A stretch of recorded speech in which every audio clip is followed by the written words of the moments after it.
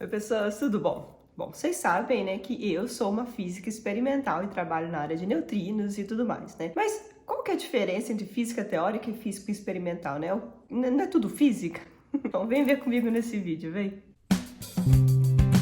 Oi, pessoas, tudo bom? Sejam muito bem-vindos ao canal A Física. Se você não me conhece, eu sou a Mônica Nunes e eu sou física. E se você acabou de cair de paraquedas aqui nesse canal, não se esqueça de clicar no botão de se inscrever e de ativar o sininho para saber quando eu libero um vídeo novo por aqui. E já que está clicando em coisa aqui embaixo, clica no like também para dar aquela força pro canal, né?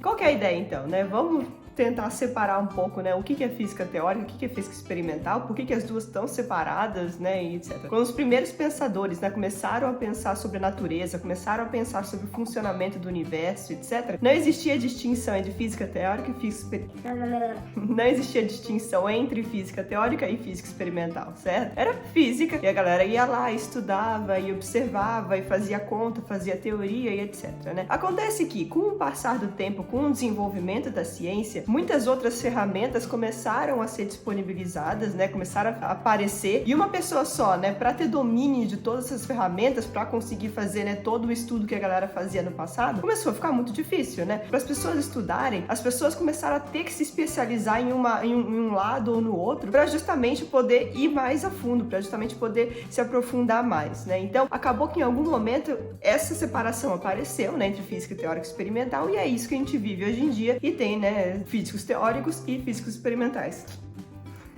Existe uma rixa aí na física, né, entre física teórica e física experimental. Todos nós nos amamos, né, porque uma precisa da outra para sobreviver, né? Lembra, é tudo física, né, mas as pessoas se subdividiram para poder dar conta de fazer o estudo, né? Mas existe essa rixa de brincadeirinha entre físicos teóricos e físicos experimentais, e a gente continua levando essa brincadeira adiante, né? Então, física experimental é muito mais legal que física teórica.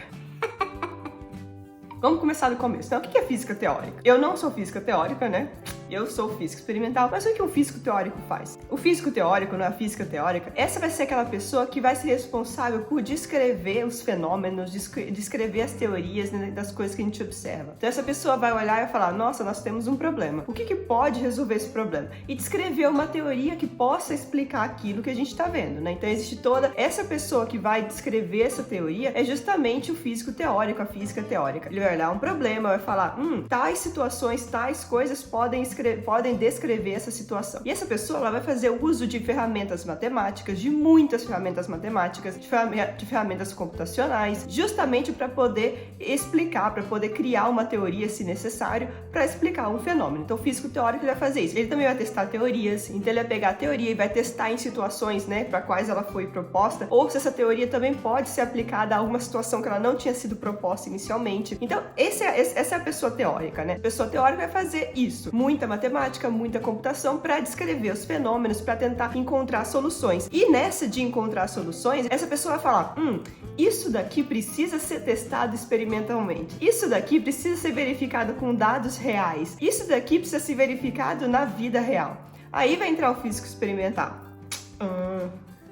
O físico experimental, o que ele vai fazer? Essa pessoa, ela vai ser responsável por criar os experimentos para verificar a teoria, vai ser responsável por montar os experimentos, fazer as melhores adaptações para os experimentos, assim também como simular os experimentos, né? Eu digo, no computador, vou falar um pouquinho mais disso pra frente. Além disso, também vai ser responsável por analisar os dados e ver se eles vão fazer sentido para explicar aquela teoria. Então, essa aqui vai ser a pessoa física experimental, né? Ela vai pegar a teoria e vai jogar na prática de alguma maneira. Ela vai se adaptar, vai criar o experimento, vai criar a situação ideal para verificar aquilo e vai colocar na prática. Então, é basicamente isso. Lembra, no passado, era uma mesma pessoa que fazia isso, né? Os pensadores naquela época, eles criavam a teoria, eles iam lá, faziam as observações, montavam os experimentos, né? Na época eram experimentos simples e, beleza, eles iam lá, faziam toda essa parte, né? Descrevia a teoria, ia verificar na prática, analisavam os dados e voltava para a teoria para ver se tá tudo certo. Isso no passado dava certo, né? Só que hoje em dia, como eu disse, as coisas avançaram demais, então não tem mais como uma única pessoa fazer tudo, beleza? Então a gente se subdividiu. E aí uma coisa complementa a outra, né? A teoria vai trazer as coisas que nós experimentais vamos lá e vamos testar, beleza? Mas o que eu faço como física experimental, né? Como que eu lido com tudo isso? Bom, o físico experimental, a física experimental de uma maneira geral, a gente vai sentar e vai montar o experimento, vai desenvolver o experimento, né? Vai criar. Então a gente tem um problema, a oscilação de neutrinos, por exemplo. O neutrino ele é criado de um jeito, à medida que ele se desloca, à medida com que ele se propaga por uma certa distância, né? E com uma certa energia, ele vai trocar de tipo, ele vai oscilar de sabor, que é o que a gente fala, né? Os físicos experimentais encontraram esse problema, né? De que os neutrinos poderiam estar trocando de tipo à medida com que eles viajavam. Os físicos teóricos, né? Refinaram a teoria e falaram, beleza, isso pode ser assim, assim, assim. Esses aqui são os dados das equações, essas daqui são as equações que podem descrever esse fenômeno. Os teóricos falaram pra gente, essas daqui são as equações, esses daqui são os dados que a gente precisa encontrar, isso aqui é o que a gente precisa verificar experimentalmente. Os físicos experimentais foram lá e desenvolveram as ideias dos experimentos para oscilações de neutrinos, né? Então, a galera sentou, estudou, propôs, então falaram, então beleza, vamos criar os neutrinos, né, do jeito que a gente quer, com a energia que a gente quer, apontando pro lado que a gente quer. Então vamos lá, criamos neutrinos. Vamos colocar um detector, então, na frente do feixe de neutrinos, logo na saída do feixe de neutrinos. E vamos colocar um detector distante, uma certa distância para longe, né? Vamos colocar um detector ali. E com essa situação experimental, né, a gente consegue verificar a teoria que descreve a oscilação de neutrinos, né? E aí, de novo, os físicos experimentais vão chegar ali e vão tentar montar o experimento como um todo, né? Escolher o tipo de detector, né? Escolher os materiais que vão ser usados, como obter as informações de dentro, né? Das interações das partículas ali dentro e etc. E fazer depois análise de dados, né? Então, tudo isso, né? Eu, Mônica, como física experimental, né? O que eu faço, né? Hoje em dia, eu ajudo na montagem de um experimento, né? Que é o SPND, ele vai ficar pronto provavelmente ano que vem, vai começar a tomar dado ano que vem ou no próximo, quem sabe? Vamos sonhar um pouco, né? Essa pandemia deu uma chacoalhada no nosso calendário. Então eu ajudo na montagem desse experimento e etc, né? Enquanto o experimento não está pronto, o que a gente faz? Tem muitas coisas que tem que estar prontas para quando a gente apertar o botão de on do experimento. Não tem um botão de on, mas, né? Vocês entenderam, né? Mas quando a gente ligar o experimento, tem que ter algumas coisas que já estão prontas, né? Então, o que a gente faz? A gente faz uma simulação do experimento. Então, eu, Mônica, como física experimental, né? Além de participar da montagem do detector, eu também fico sentada na frente do computador fazendo o programa. Físicos experimentais fazem muito programa o dia inteiro. E nesses programas, o que a gente faz, né? A gente, né, por exemplo, a gente faz a simulação do experimento, então a gente simula o detector dentro do computador, simula partículas também, então a gente joga umas partículas, né, imaginárias, umas partículas que estão na imaginação do nosso computador, a gente joga essas partículas que a gente criou de mentirinha dentro do experimento que também é de mentirinha. E a gente vê o que está acontecendo, né? Essa é a maneira da gente verificar, da gente aplicar a física que a gente conhece, aplicar as teorias que a gente conhece e a gente vai obter as respostas que a gente espera obter do detector de verdade, beleza? Aí, com esse tanto de simulação, a gente consegue extrair várias coisas que vão poder ser úteis para quando a gente ligar o experimento, né? Para quando a gente ligar o detector. Quando a gente ligar o detector, a gente precisa verificar várias coisas dentro dele. Por exemplo, a pureza do argônio. Por exemplo, como que a gente converte a carga elétrica coletada dentro do detector para corresponder com a energia que as partículas depositaram dentro do experimento. Então, todas essas coisas a gente faz antes do detector ser ligado. Então, a gente faz simulação. Aí beleza, vamos sonhar, né? O experimento ligou, tá tudo lindo, maravilhoso, festa, todo mundo feliz. Aí o que acontece? A gente joga as partículas lá dentro, né? Por exemplo, neutrinos, então a gente joga os neutrinos lá dentro. Quando o neutrino chega no detector, ele vai interagir com o material ou não, né? Mas se ele interage com o material, outras partículas vão ser criadas, outras partículas vão nascer ali daquela interação. E essas partículas que saem da interação do neutrino com o detector, elas vão deixar sinais ali dentro. O neutrino em si, ele não deixa sinal nenhum, mas os resultados das interações do neutrino com o material do detector, eles sim vão deixar sinais ali dentro. E o que a gente faz? A gente coleta esses sinais e joga dentro do computador para poder fazer a análise de dados, né? Por que eu não faço isso na mão? Por que eu não pego lá a minha caneta e faço? Mais. Não dá. Uma por quê? São muitas partículas, é muito dado. Não é um neutrino por ano que a gente estuda, né? É uma cacetada, é muito neutrino que a gente estuda de uma vez. E as interações também vão dar muitas partículas e cada partícula tem muita informação associada. Então, não dá pra fazer as coisas na mão, não dá. Então, o que a gente faz? Os sinais que o detector vai dar pra gente vão ser sinais elétricos, vão ser pulsos elétricos. E a gente tem que ensinar o computador a olhar para esses sinais elétricos e traduzir pra gente para o que ele significa, né? Então, a gente tem que ensinar, a gente tem que escrever códigos pro computador, a gente tem que escrever rotinas pro computador, ensinando ele a fazer isso. Olha, você vai converter esse sinal dessa maneira, esse sinal vai virar isso, esse sinal vai virar aquilo, nananana. Depois, a gente tem que pegar esses sinais que o computador traduziu e fazer as nossas análises, né? Eu quero fazer as minhas contas, eu quero aplicar as fórmulas, eu quero ver como é que as partículas se comportaram lá dentro, eu quero ver o que o detector me deu como resultado. Então, para isso eu escrevo outros códigos, né? Cada código eu faço para analisar uma coisa, né? Então, se eu quero estudar tal comportamento das partículas, eu vou escrever meu código para estudar aquele comportamento das partículas. A gente vai lá, a gente escreve os nossos códigos, né? E faz e manda o computador. Pega esse resultado, soma com aquele resultado,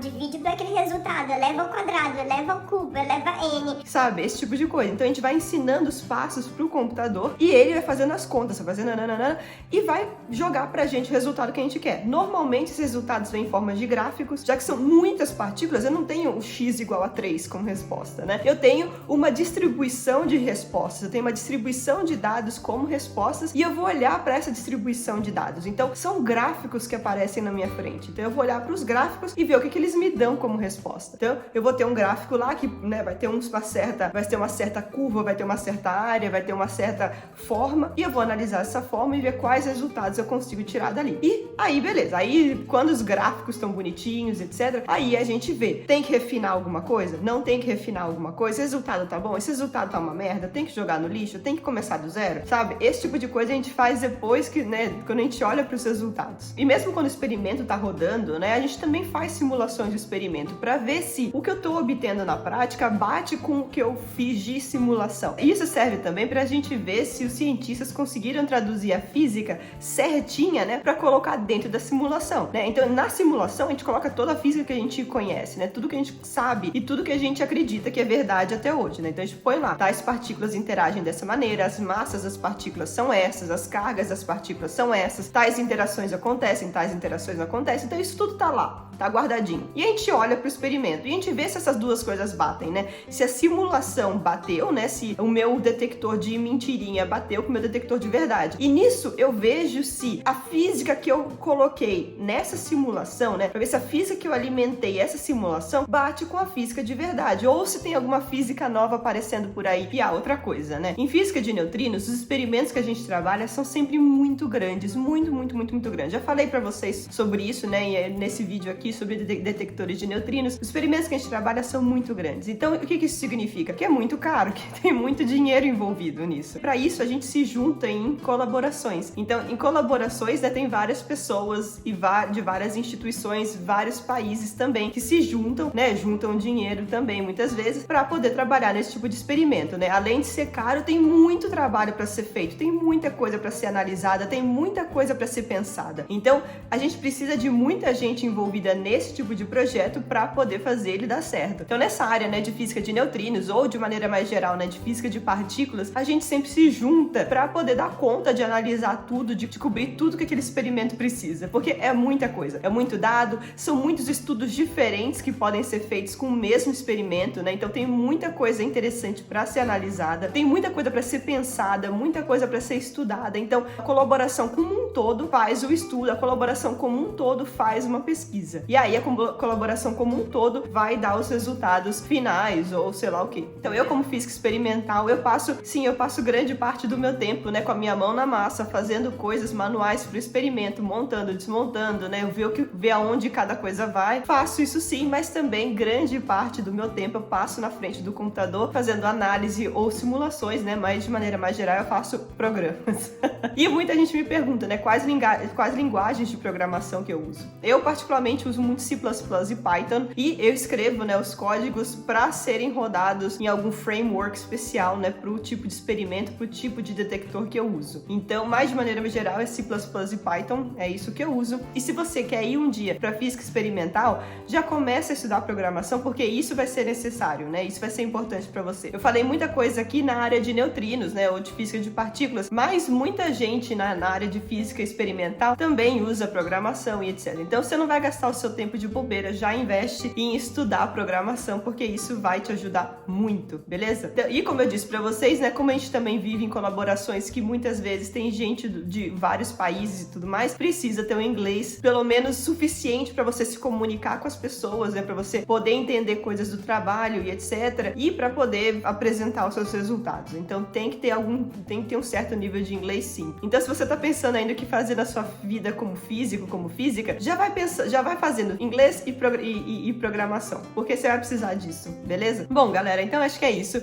Eu falei um pouquinho, né, sobre o que é física teórica. Mais pra frente eu faço um vídeo mais sobre física teórica também, ou chamo alguém pra vir bater papo comigo aqui, porque tem bastante coisa legal também que essa galera faz. E eu falei também pra vocês um pouco de física experimental, né, na área de neutrinos. Tem muito mais física experimental por aí, tem muito mais áreas, né, por aí, tem muito mais coisa que acontece nesse mundo todo. Então, no futuro também eu faço um outro vídeo um pouco mais geral sobre física experimental, beleza? Mas hoje eu falei um pouquinho sobre o meu trabalho como física, o que eu faço como física experimental. Se vocês ficaram com alguma dúvida ou querem fazer alguma pergunta, põe aqui nos comentários que eu vou adorar interagir com vocês, beleza? Bom, galera, então é isso.